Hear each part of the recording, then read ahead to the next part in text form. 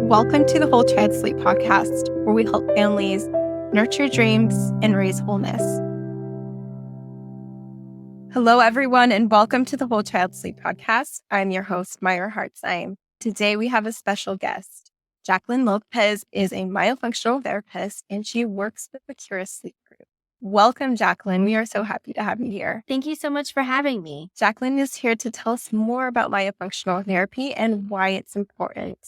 Jacqueline, could you tell us what is myofunctional therapy? Myofunctional therapy is working on the muscles of the mouth and of the face to get them working the way that they need to.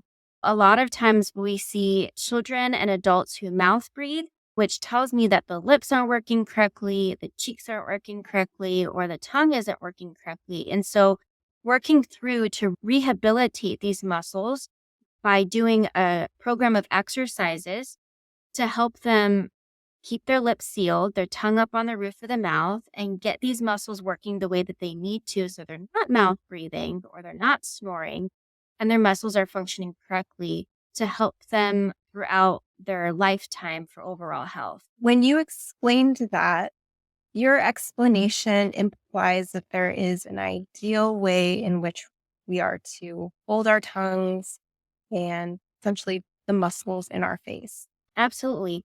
It's how they rest, how they work, and how they move when we're eating, when we're drinking, when we're swallowing, when we're speaking. All of those things is super important. Because there is an ideal way in which we are to be using our muscles of the face, how is it that we've deviated from the ideal way in which we're supposed to be using the muscles? Right. So it all started a couple hundred years ago. We actually call this the jaw epidemic. So we've actually changed the way that our ancestors used to do things. For example, like breastfeeding, we're not breastfeeding as long as we used to, which really worked out the muscles and really got the muscles to work the way they need to. We're not chewing as much as we used to. We now have pureed baby food. We give our babies soft food. And we're not using our muscles. So when you don't use your muscles, you end up losing it and you lose the function, the way that they need to be working. We've also introduced like the bottles, sippy cups, long use of the pacifier.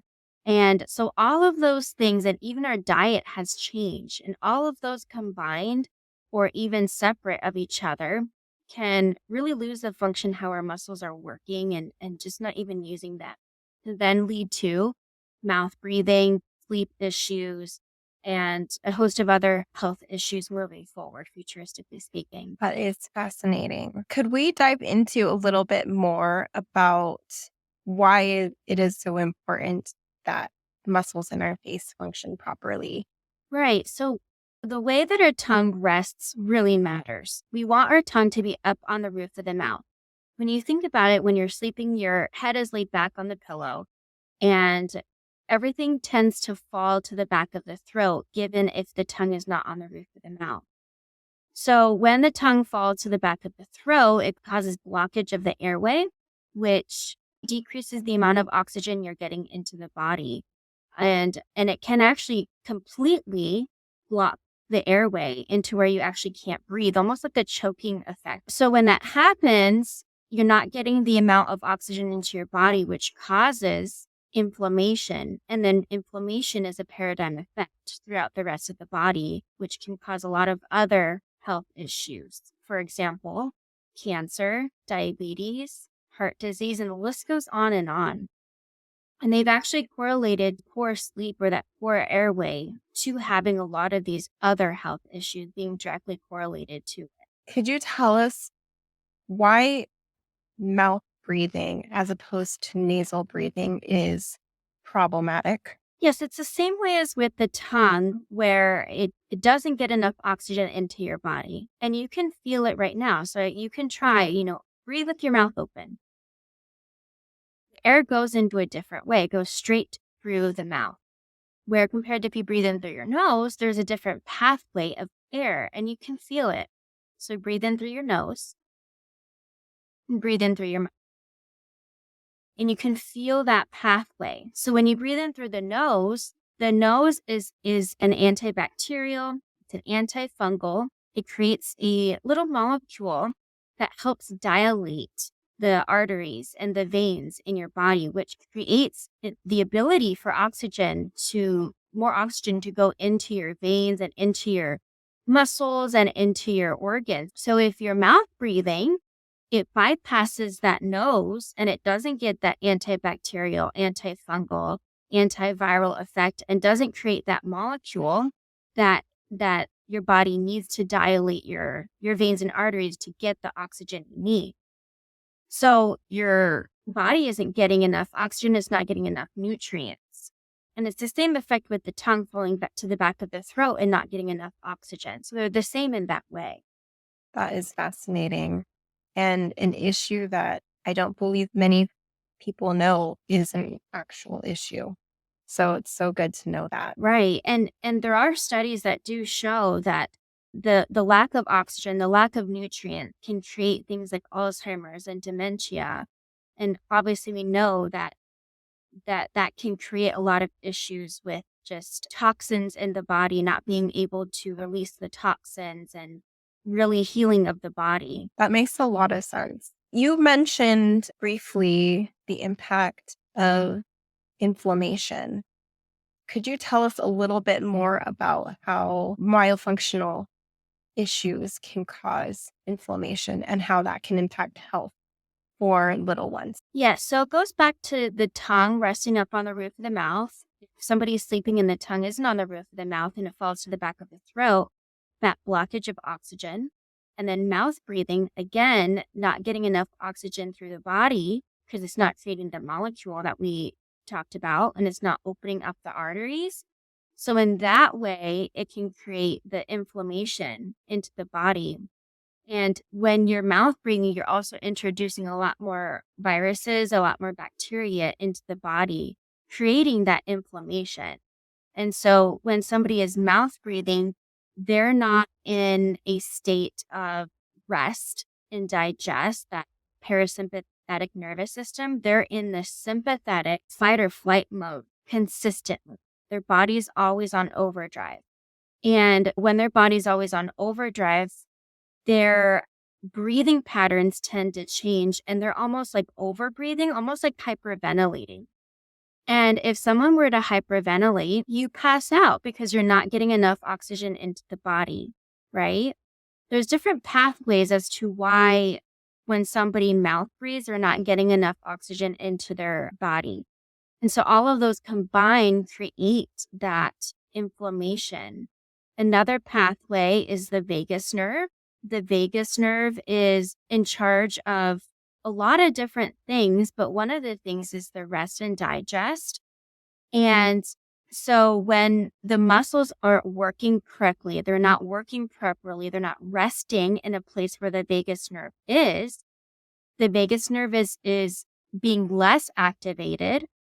And so when it's less activated, then the body is sent more into that fight or flight mode. Which explains why children have such a difficult time settling to sleep and staying asleep when they mouth breathe. Right, absolutely. And like I said, there's so many different pathways. There's so many different things that are involved with myofunctional therapy. It gets very, very complicated. Is there anything you would like to say to the listeners about myofunctional therapy related to their kiddos and sleep and health in general? The earlier that you get your children treated for these muscle dysfunction, the better their outcome is going to be, futuristically speaking. We want to see these kids as early as possible, because the more that we wait, then the more complicated it gets, and the more that we may be looking into surgical intervention along with myofunctional therapy. A lot of it does have to do with the way our muscles move, and that impacts how our jaws grow and how they develop. And that's important for getting proper sleep. And the jaws develop by age 5. They say that 50% of the jaws are already developed. By age 8, it's 80% that the jaws are already developed. And by age 12, it's 90%. So seeing these kids, the first moment that we start to see the dysfunction of the muscles, to get them in and start therapy, start additional therapy that may be needed to help these jaws better develop and better grow so that they get optimal sleep moving forward and futuristically speaking. I see a lot of adults where this wasn't addressed and, having adults do double jaw surgery because that's the only option or the only route to go. And so getting them in before the age of 8, starting early. I believe I saw a study that said, and I'm going to check on this and put the exact numbers right here, but I believe it said about 50% of kids aged 12 and below mouth breathe. That's an incredible statistic and quite alarming when you know the impact that mouth breathing has on an individual's health, long-term and short-term. Absolutely. I was at the fair this weekend and was almost like every child I saw was mouth breathing.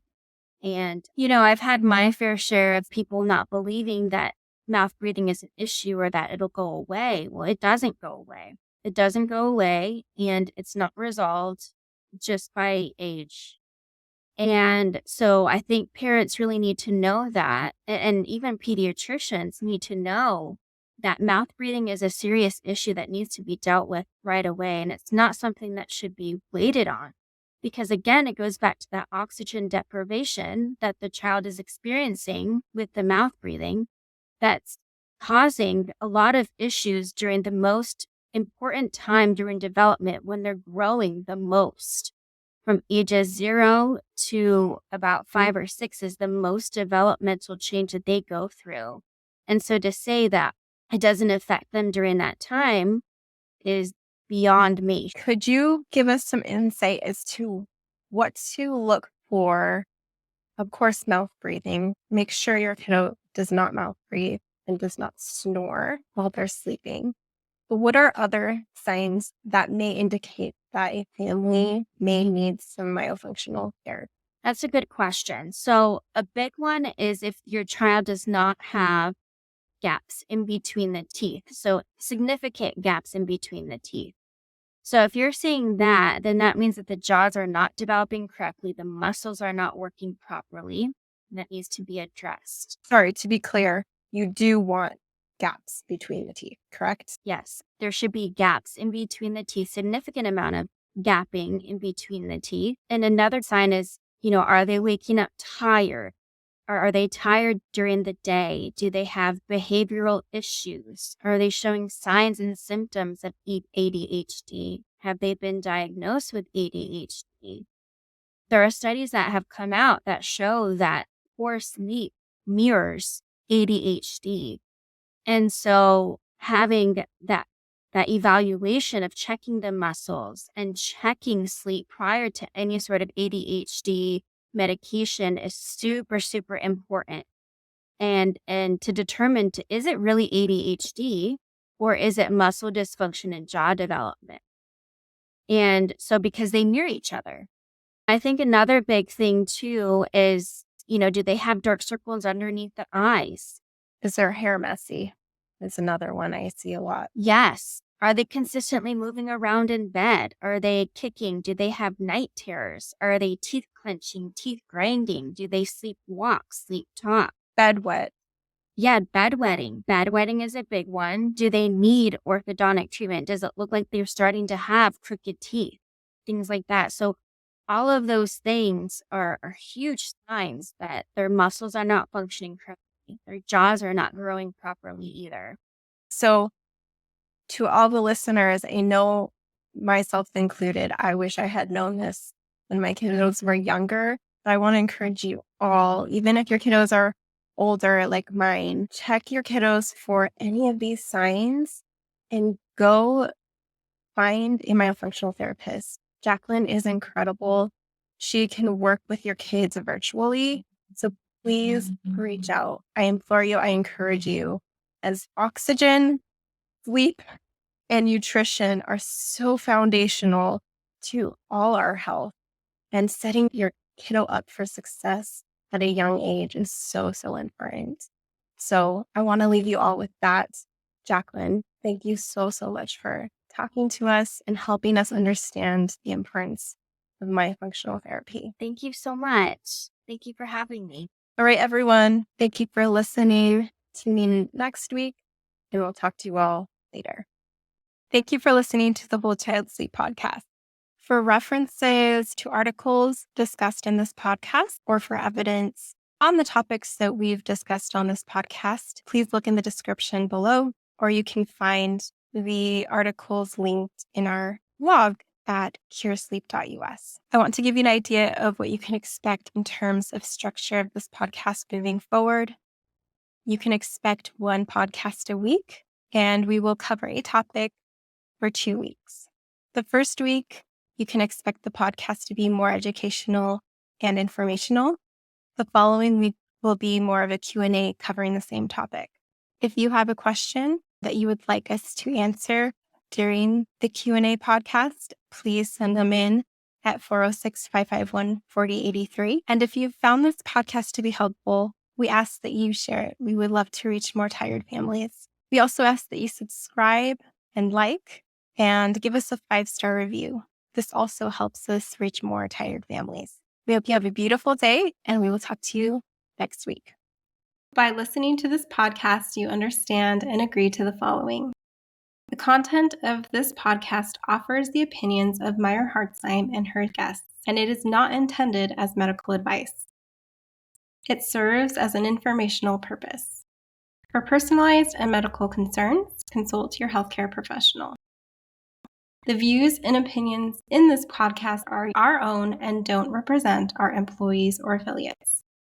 The views of the guests in this podcast are their own and do not necessarily reflect that of CuraSleep Group. Our podcast and website are not for legal purposes, such as establishing a standard of care or expert witness testimony.